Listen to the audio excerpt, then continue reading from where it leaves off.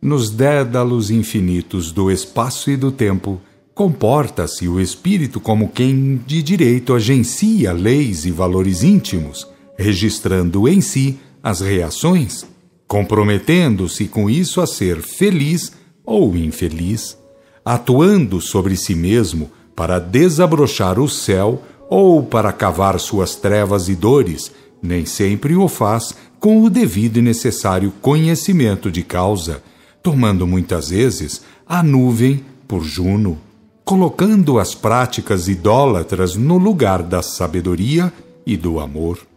Cede por injunção da ignorância, situando altos manobrismos inventados por homens, a fim de rebaixar a virtude.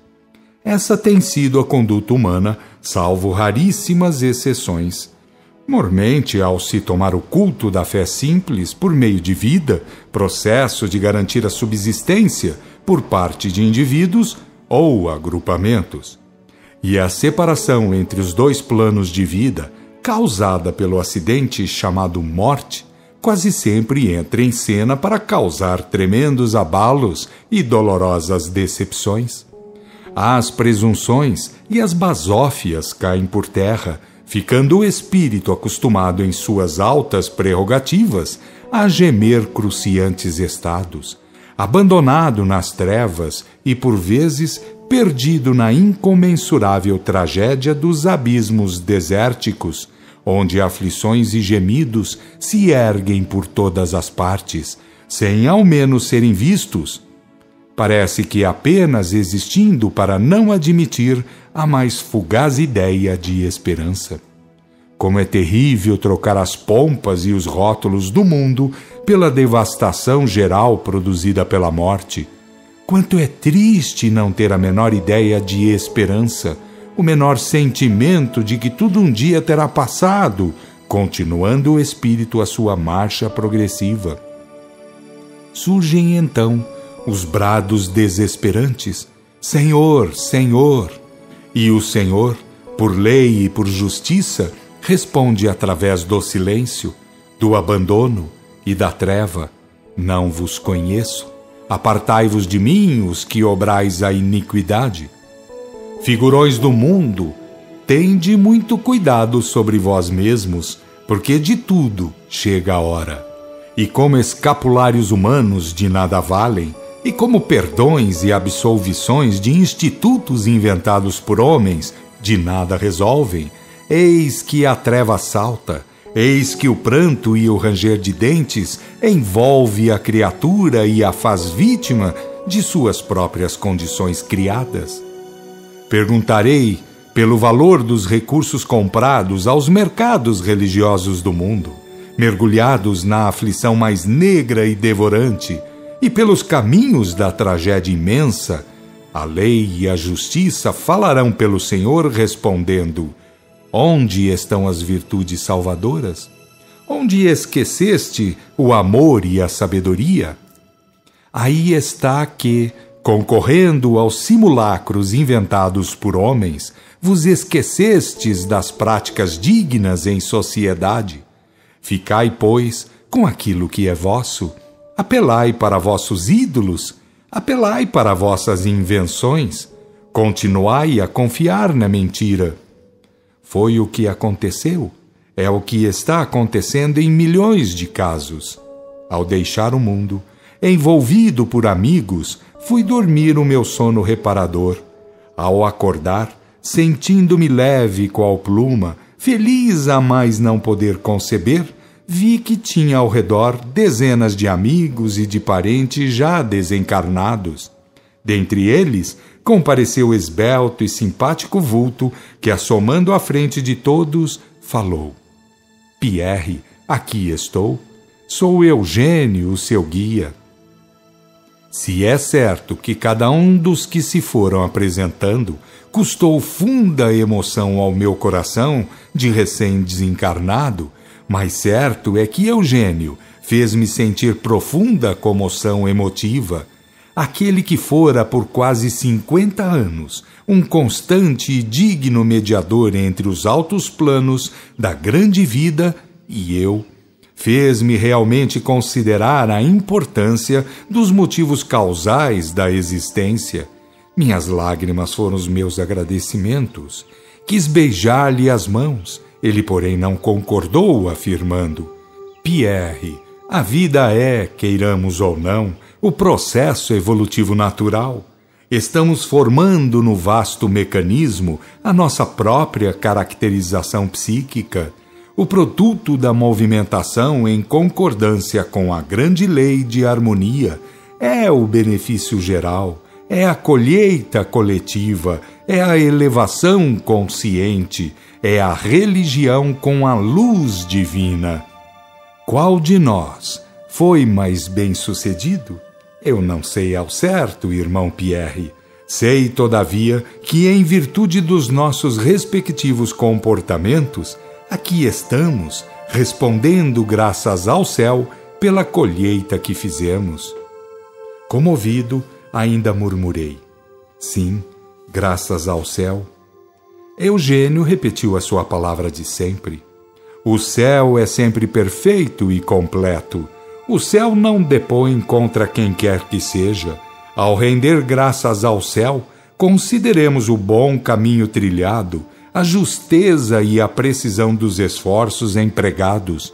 Muitos daqueles que confiam no céu, de tal modo se portam, de tal maneira agem, que o céu os repele. Sempre disse e repito, Pierre, a linha certa a ser observada. Faça-se em nome do céu aquilo que é do céu. Verdadeiramente, as trevas exteriores estão cheias de elementos que, de um ou outro modo, andaram acreditando em Deus e tendo lá sua religião. Como, porém, a lei é justa e a justiça se impõe, exclamar Senhor, Senhor, de nada vale. O que vale é não me esquecer da sabedoria e do amor nos tratos sociais, pois as macaquices feitas a título de obras de fé não convencem ao Senhor. Fazendo silêncio, apresentou a um outro majestosa figura irradiando fortaleza e bondade. Gastão, o nosso chefe. Sempre lhe falei dos nossos superiores, não é verdade? Gastão é o chefe da nossa comunidade servidora.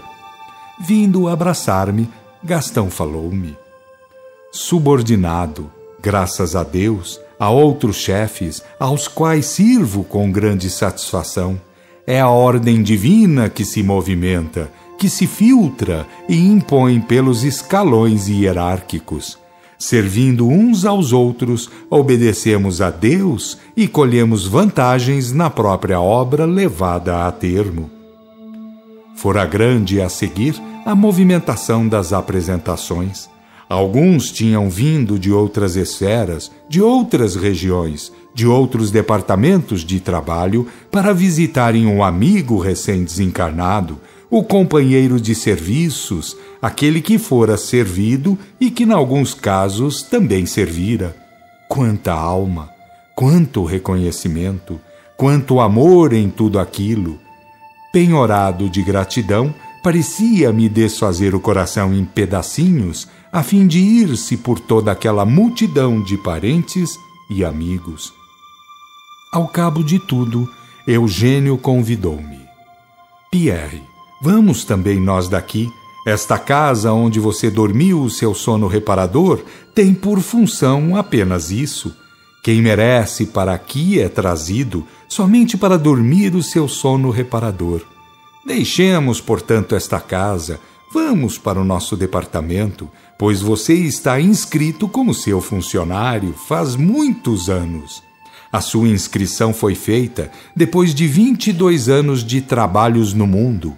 É que no seu passado havia muita coisa a ser reparada, isto é, devia reparar no presente a muitas lesões do passado. Quando pelo trabalho atingiu o ponto exato de reharmonização, deu-se a sua inscrição no departamento em que trabalhamos, eu e centenas de outros, sob as ordens de Gastão. Ouvindo falar em passado, lembrei-me de visões tenebrosas, perguntando: sim, o meu passado. É certo, Eugênio, que andei cometendo tremendas faltas? Assentiu com a cabeça, indagando: não lhe mostramos algumas vezes, para fins de observações, os lugares onde foram massacrados aos milhares os discípulos do caminho do Senhor? Você não reviveu cenas terríveis, com fedores e tudo? Não lhe ficaram gravadas nos ouvidos as palavras de acusação e agravo, de misericórdia e de perdão, vibradas por aqueles que preferiam a morte a trair ao divino portador da graça e da verdade? Então, Eugênio, fui mesmo um inquisidor? Eugênio abanou a cabeça em sinal de não, ficou muito triste e balbuciou: não, Pierre, você não foi apenas um inquisidor. Muitos inquisidores agiram mais tarde acreditando na justiça do Santo Ofício, apesar de ser ele contradição à lei de Deus. Todavia, tiveram suas dirimências porque encontraram a instituição em pleno funcionamento criminoso, agindo como se fosse realmente uma das guardas doutrinárias. Você foi, entre muitos outros, pior do que um simples inquisidor, porque foi um dos corruptores do caminho do Senhor, sob as ordens de Constantino e seus imediatos políticos, chefes militares e dominadores. Vocês crucificaram o Cristo pela segunda vez. Vocês liquidaram com a excelsa doutrina edificada pelo Divino Mestre sobre a lei, sobre o amor e sobre a revelação. Vocês truncaram, por muitos séculos, o caminho do Senhor. Vocês fizeram verter o sangue de milhares de criaturas, além de terem imposto ao mundo as trevas da idolatria e do materialismo, liquidando com a revelação para criarem a Igreja Católica Romana no IV século. Vocês espargiram pelo mundo avalanches de erros, de falsas doutrinas, de animalismos desbragados. Aqueles mais simples e ignaros tornaram-se crédulos e supersticiosos. Aqueles mais inteligentes e analíticos descambaram para o materialismo e para a brutalidade. Eis o que vocês fizeram contra o Cristo e contra a humanidade. Realmente, eis o que vocês fizeram contra vocês mesmos. Santo Deus! Exclamei profundamente conturbado. Eugênio falou-me, conselheiro e fraterno. Não se aborreça agora, que quase tudo está reparado.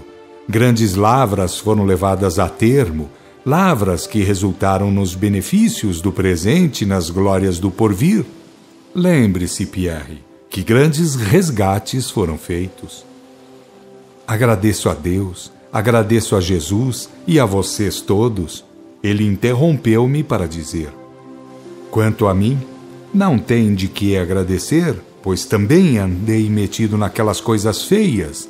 Meus erros foram decorrentes dos seus, por isso obtive boa soma de dirimência. Já lhe disse, o Santo Ofício parecia ser mesmo a guarda fiel e necessária da Igreja. Foi por isso que, embora reconhecendo ser ele contrário à lei de Deus, ainda lhes demos completa guarida, aplicando-o rigorosamente. Não tivemos, eu e muitos mais, conhecimento algum de ser a Igreja Romana a corrupção do caminho do Senhor.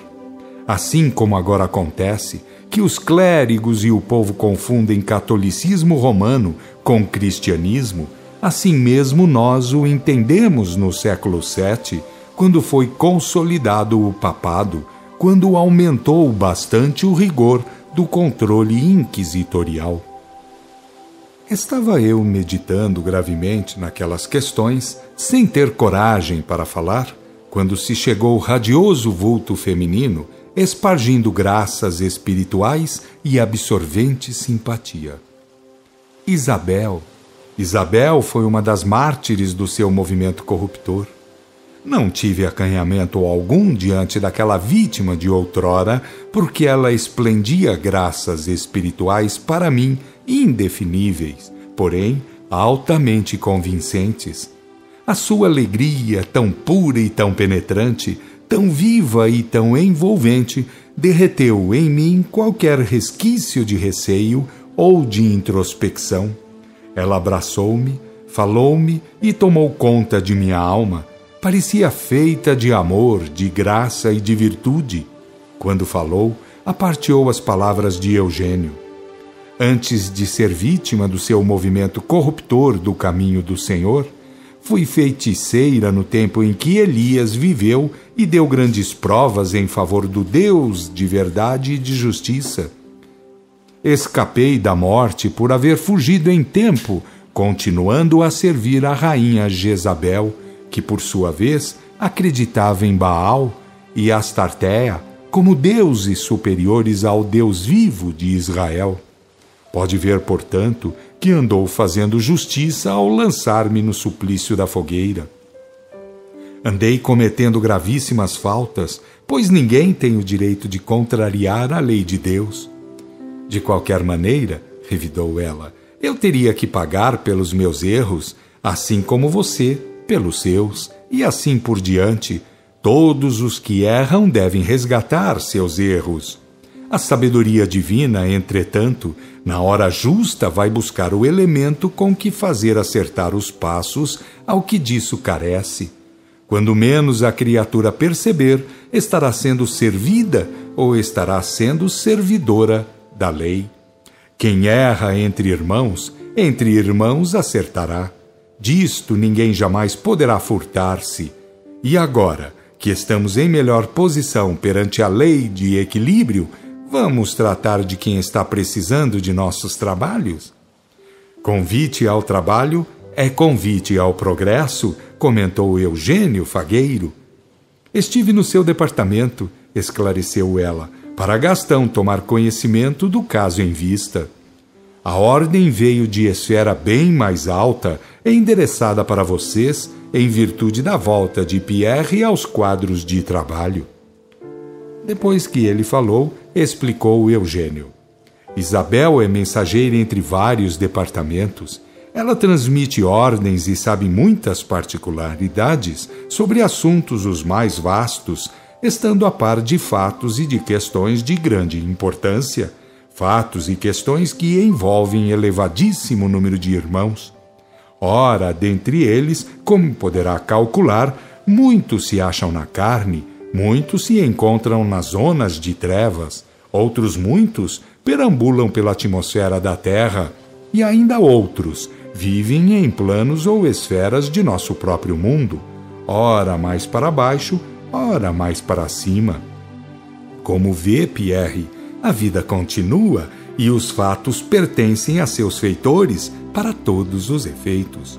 Os indivíduos e suas questões formam a história geral, sendo que cada qual tem os seus particulares a atender, a fim de evoluir em si mesmo e de cooperar na evolução da coletividade. O que é acima de cogitações, no entretanto, é isto: ninguém jamais poderá ser e agir de maneira isolada, nem tampouco furtar-se às leis de causa e efeito. Como está observando, nós e o nosso histórico formamos um todo, uma unidade. Quando quisermos vir a ser melhores e mais felizes, somente poderemos fazê-lo agindo no próprio âmbito histórico. Não é certo que nos encontramos entrelaçados pelos fatos? Não é certo que estamos agindo em conformidade com os fatos remotos? E no futuro, ao termos que assentar condições de trabalho no plano carnal, como poderíamos sair fora do círculo histórico e das relações entre indivíduos pertencentes ao mesmo círculo, em fatos e em história? Isabel anuiu. Nossas ações, ou nossos fatos históricos, nos prendem às mesmas ações e aos mesmos fatos históricos. Por isso mesmo, no curso dos milênios, estaremos sempre relacionados, os fatos e as criaturas.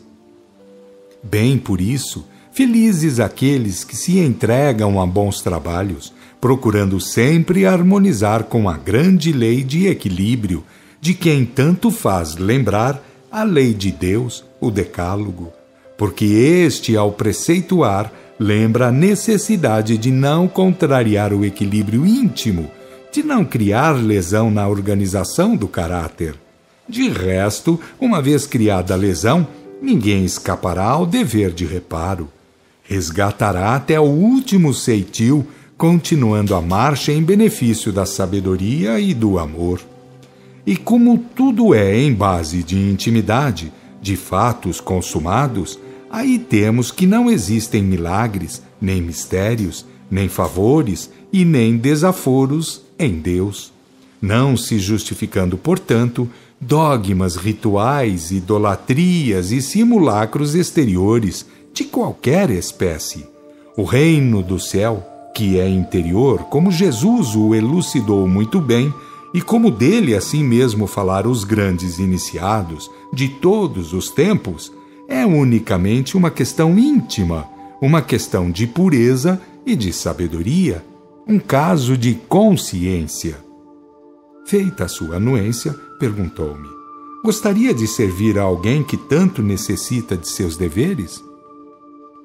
Isenção feita de minhas falhas e fraquezas, queira ter a bondade de me utilizar naquilo que esteja ao meu alcance, irmã Isabel. Como sabe, sou recém-vindo, pouco ou nada tendo para dar. Envolvendo-me com a sua aura, ela interrompeu-me com a sua palavra ungida de suma irmandade e doçura cristã. Não lhe seria fácil atender a um companheiro de erros e crimes? Sem ter o que pensar, não poderia apiedar-se de quem tanto errou e de quem tanto clama pelo Deus da verdade e da justiça? Assim alertado, expliquei-me. Renderia graças a Deus pelo fato de ser útil, pois que reconheço imensamente o quanto há de vantagem na reparação dos males e no reatamento das amizades. Quanto é sublime, irmã Isabel, tornar a conhecer as pessoas e tornar a ser útil a Deus e aos irmãos. Faço o favor de ordenar que minha vontade é servir, é alcançar a graça de ser útil. Nunca pensei tanto, irmã, nas vantagens de ter o que fazer de bem e de bom pelo próximo. Isabel sorriu, ela que era toda feita de amor e de cordura, dizendo: vamos embora, vamos que está na hora. Segundos depois, eis-nos ao rés do chão terrícola, defronte a um homem chagoso, em miserável estado, febrífugo e em estado de coma, num arrabalde de Paris, atirado a um canto de terreno baldio. Estava em farrapos, cheio de moscas, emporcalhado e mal cheiroso. Ao lado, agarrados a ele, estavam 4 vultos iguais, em idênticas condições, que não nos viram. Falavam idioma estrangeiro e comentavam sobre economia, achando que a humanidade inteira acabaria em fome e desgraças derivantes em assaltos e roubos. Aí temos um dos grandes errados do passado, um dos papas do século VIII, que não encontra jeito de se elevar acima das muitas faltas pretéritas. Sempre que retorna ao mundo carnal, deixa-se influir pela sanha de domínio, procura ser superior a qualquer custo, reincidindo em erros e caindo em abismos de dor e de trevas. Nesta vida, tendo escolhido posição humílima, ainda assim deixou-se dominar pela sede de mando, forçando situação que lhe não favorecia pela programação anterior. Desesperado, depois de tentar inutilmente, abandonou a família e formou ao lado de muitos vagabundos e miseráveis. Entretanto, não prejudicou propositalmente, não cometeu crimes como o fizerem outras romagens carnais. Os erros cometidos não lhe embargam o socorro desta hora em que o pensamento se fundamenta, atingido pela dor e pelo abandono em que se acha. Realmente, se alguma coisa havia de vivo naquele farrapo humano, eram fraquíssimos lances mentais que se esvaíam em forma de semi-apagadas florações esbranquiçadas ao redor da cabeça. Não chegavam a um ponto de luminosidade, morrendo num fumaçado opaco, minguando no próprio nascedouro. Todavia, pelo que se sentia, era um grito de dor endereçado a Deus. Era o rogo final, a apelação à morte, já que de tudo se achava liquidado, inibido de qualquer movimentação física. O ser imortal é que clamava em sua fragilidade. Tornando a falar, Isabel esclareceu. Foi sustentado por todos os modos possíveis, a fim de aguardar pelo seu regresso, uma vez que se devem mútuos erros e mútuas obrigações ressarcitivas. Sua colaboração, irmão Pierre, acha-se no rol das leis kármicas. Deve-lhe amparo, deve-lhe socorro, porque ele acreditou nas vossas invenções corruptas, vindo a trilhar sendas erradas e criminosas. Se foi alguém que fez mal, também pode ele afirmar que herdou de outros a escola do erro e do crime. Quanto a você, agora que é consciente e tem algum valor espiritual, procure fazer o possível para libertá-lo da agonia em que se encontra, onde apenas o espírito sente o frio da morte e as agonias da treva imensa. Nós auxiliar-lhe-emos, Pierre, para que comece hoje mesmo uma bela jornada de trabalhos fraternos e harmoniosos. Ele deve deixar o corpo? Indaguei contrito com a alma em pena diante daquele infeliz irmão, uma das grandes vítimas da corrupção doutrinária. Somente o coração e o cérebro ainda vivem nesse muito tênue. Atraindo-o pela oração, fará com que deixe de vez o corpo. Será o passo inicial para a libertação relativa, digo bem, porque terá de renascer o quanto antes para tentar novo programa e em melhores condições. Sabemos que, dadas as privações em que viveu e dado o sofrimento por que tem passado, sem se revoltar, tornou-se merecedor de tentar uma vida de serviços mediúnicos. Virá a ser, pelo que sabemos, um médium cheio de obrigações, atraindo a si elementos endurecidos e rudes, grandemente sofredores. Assim agindo, se cumprir com os deveres normalmente, apesar do grande esforço que deverá pôr em prática, certamente conseguirá elevar-se a bom nível reparador. Em outras vidas, então, poderá ele mesmo escolher programa, sempre no rol dos trabalhos espiritualistas, onde tantas faltas cometeu no passado, porque, como sabe, naquela esfera em que se errou é que importa reacertar. Coloquei-lhe a mão sobre a cabeça, entrando a orar com o maior poder de concentração, pungido que estava diante daquele quadro penoso, sujeito que me achava aquela pressão de antigas culpas. Aos poucos, foi saindo uma nuvem branca, porém opaca, sem forma humana. Era apenas comprida e horizontal. Um floco parecia de vapor que se mantinha no ar, a 1 metro acima do corpo. Aos poucos, foi tomando a posição vertical, mantendo, porém, a condição de nuvem branca e opaca. Vamos conduzi-lo para junto do mar. Façamos força mental para que nos acompanhe, disse Isabel.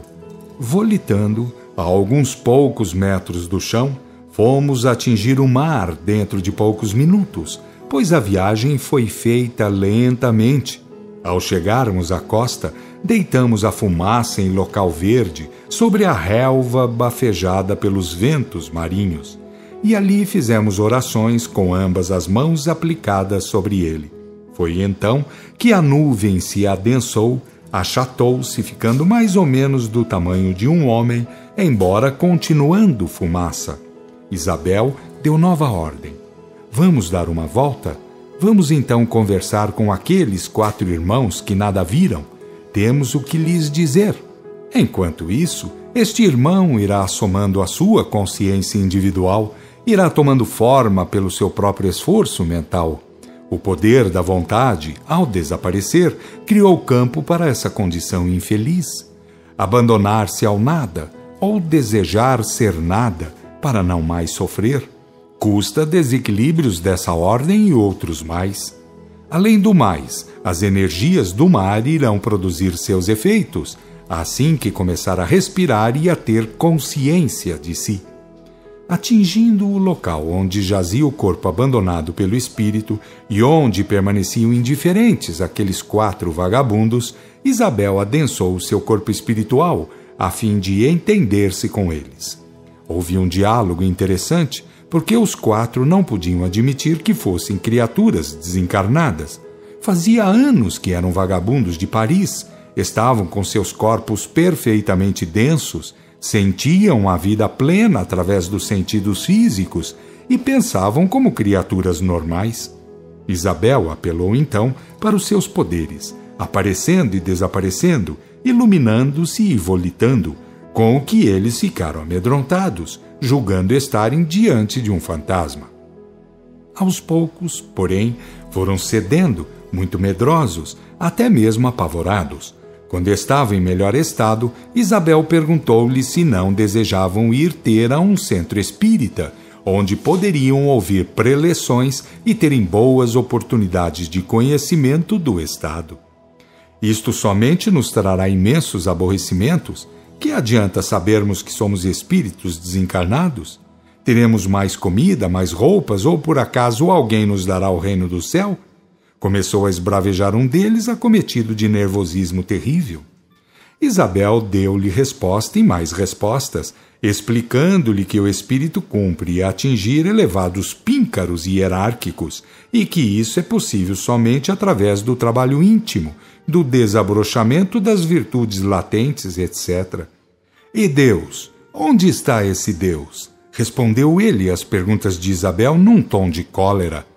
Isabel tornou a fala, meiga e paciente, explicando-lhe que não existe o Deus antropomórfico, o Deus figura exterior que muitos credos ensinam estar num canto qualquer do universo, comandando a emanação através de atos apalhaçados, despóticos, exigindo salamaleques pagãos, idolatrias e bajulações pagãs. Falou-lhe do Deus íntimo e fundamental, da essência divina, cuja presença em tudo é como fundamento sagrado. Falou-lhe que o espírito é derivação dessa divina essência, importando totalmente que faça o trabalho de evolvimento íntimo, a fim de vir a sintonizar com o Pai, tomando parte em sua glória e poder. É uma nova interpretação de Deus? Perguntou ele duvidoso. Isabel respondeu-lhe. É a interpretação de todos os grandes reveladores. Pode estar certo. Se os homens posteriormente inventarem credos a seu modo e gosto, falando em Deus e nos reveladores, e criando manobrismos clericais e formais que lhes dariam pomposas posições e rendosas oportunidades, isso não nos importa. Estamos falando como sabemos que é, para que saiba e faça algum esforço em benefício próprio. Foi a piedade cristã que nos moveu a este ato, não a vontade de pregar novas interpretações teológicas. Sabemos como as verdades de Deus querem que cumpramos com os nossos deveres e por isso mesmo, depois de retirar o espírito desse corpo que aí está, viemos para avisá-los. Lembrem-se de que o seu companheiro está morto, de que não mais lhes fornecerá fluidos e energias. O seu vampirismo terminou sobre esse companheiro de dores e de misérias, de amarguras e de angústias mortais. Eles fitaram o morto, aterrorizados, sem dizer palavra. Aos poucos se avizinharam para verem-no de perto, e quando julgaram mesmo a consumação do amigo, ou pelo menos do companheiro, tiveram forte abalo, baixaram a cabeça e assim ficaram tristes e compungidos, mudos e lagrimosos. Isabel chamou-lhes a atenção. Seu amigo não está aí. Nós o levamos até a beira-mar a fim de se recuperar e seguir o novo caminho. Novo caminho? Fez aquele que deu para estrilar anteriormente. Sim, novo caminho É um espírito capaz de ter pensamentos diferentes e o bom Deus lhe facilitará acesso ao conhecimento do Estado e dos deveres progressivos. Ele não tem melhores conhecimentos sobre Deus e nem sobre a boa religião. O que tem, no entanto, são alguns merecimentos a mais. Não procurou ser vagabundo e miserável. Foi o karma que lhe pesou nas costas espirituais. Foi a expiação que lhe invadiu a vida.